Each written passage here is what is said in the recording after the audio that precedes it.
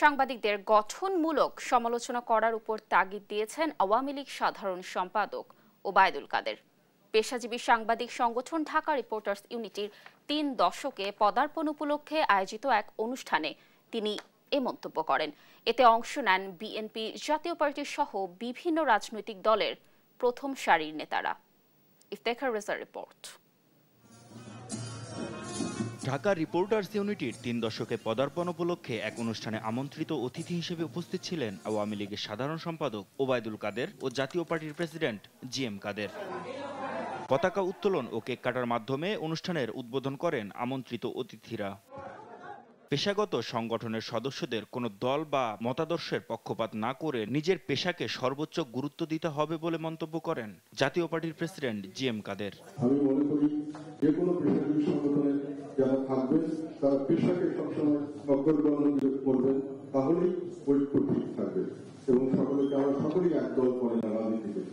যদি আপনার সাংবাদিক হিসাবে শক্তিশালী হতে চান তাহলে এই ঐক্য ধরে রাখতে হলে আপনাদেরকে সবচেয়ে গুরুত্ব দিতে হবে আপনার পেশা।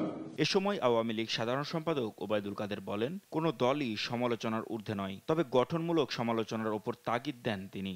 সৃজনশীল গঠনমূলক সাংবাদিক সবসময় উৎসাহিত করতে প্রস্তুত।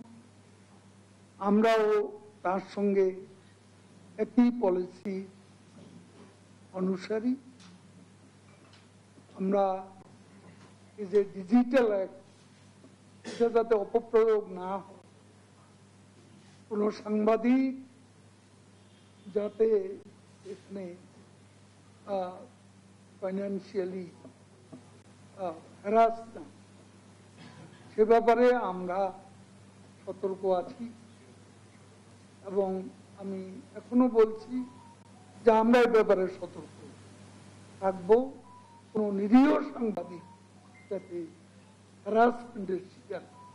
অনুষ্ঠানের দ্বিতীয় পর্বে যোগ দেন বিএনপির সিনিয়র যুগ্ম মহাসচিব রুহুল কবির রিজভী। সাংবাদিকরা এদেশে স্বাধীনভাবে কাজ করতে পারছে না বলে মন্তব্য করেন তিনি।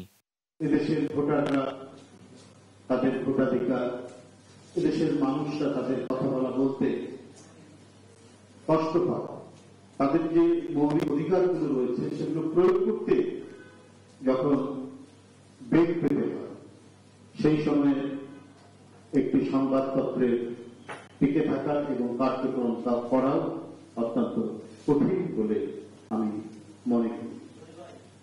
মাহমুদ হাসান, দেশ টিভি, ঢাকা।